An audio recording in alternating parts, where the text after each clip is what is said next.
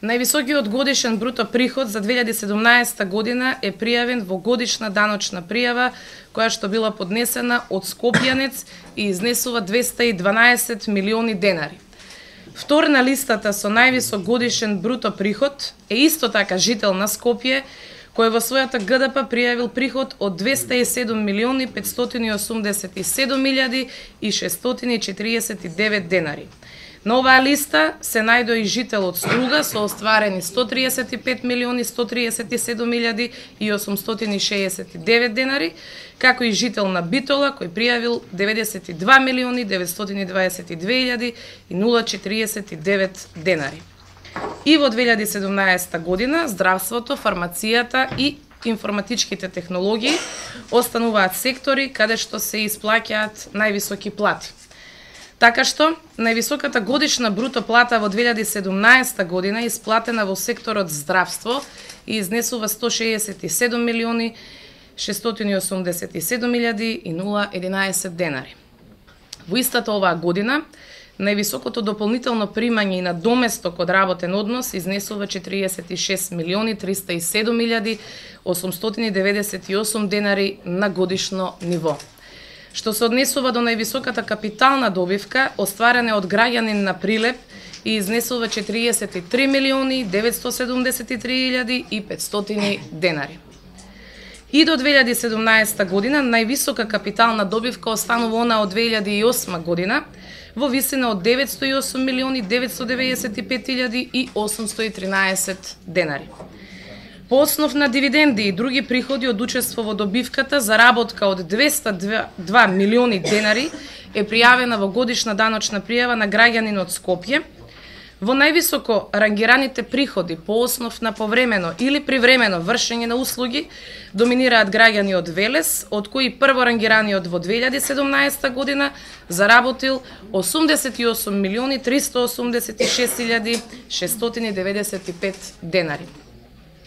Највисокиот профит од вршење на самостојна дејност во 2017 година изнесува 56 милиони 949 и 872 денари, а го остварил физичко лице вршител на самостојна дејност од Скопје.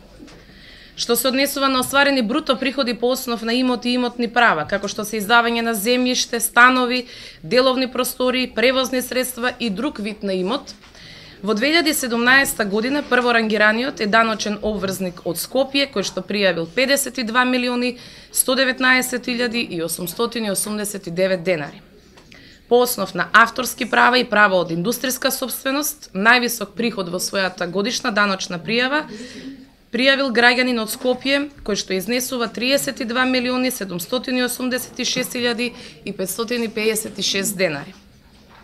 Највисоката добивка од лото, обложување, казино и учество на наградни игри е пријавен од страна на Тетовец, кој само по овој основ остварил 9 милиони 999 41 денар.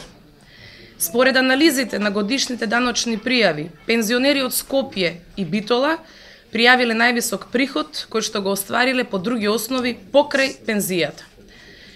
Во 2017 година пензионерот Битола пријавил 55 милиони 559 и 568 денари вкупен годишен бруто приход по сите основи, вклучувајќи ја и пензијата.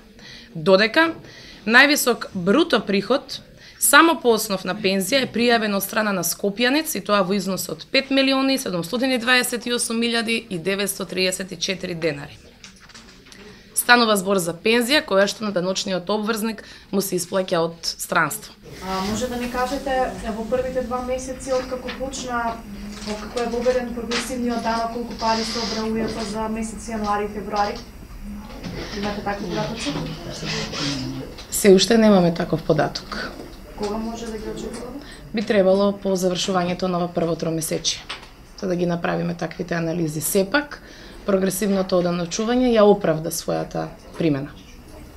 Што го кажеме тоа? И уште едно прашање. Да. Дали сте повикани во обвинителство за постапка која што е покрината за 37 фирми кои 100 години должат, односно не ги измируваат обврските за данок? Се уште не. Меѓутоа наши колеги се повикани, кои што беа дел од таа постапка.